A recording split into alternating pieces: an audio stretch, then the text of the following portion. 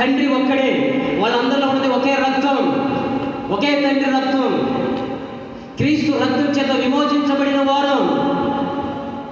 అటువంటి వారు సంఘంలో ఒక సహోదరుడి మీద ఏమంటే పగబెట్టుకొని, ఒక సహోదరుడి మీద అసూయపడి, ఒక సహోదరుడి మీద ఏమైనా చంపాలనేటువంటి దురాలోచన చేసి బట్టలు విప్పదీసి గోతులో పడవేసి పశువులాగా అమ్మారంటే ఇది పాపం కదండి. ఇందుకేనా పిలువబడింది? ఇదే పరిశుద్ధ జీవితం అంటే. సహోదరుడి మీద నువ్వు పగబట్టేవంటే నువ్వు పరిశుద్ధుడు కాదు, అపవిత్రుడు. నువ్వు సహోదరుడికి కీడు చేయాలని నువ్వు దురాలోచన చేస్తున్నావంటే నువ్వు పరిశుద్ధుడు కాదు. పవిత్రమైన పిలుపుకు పిలువబడి పిలుపుకు తగినట్లుగా కాదు, పిలుపుకు వ్యతిరేకంగా బ్రతుకుతున్నటువంటి అపవిత్ర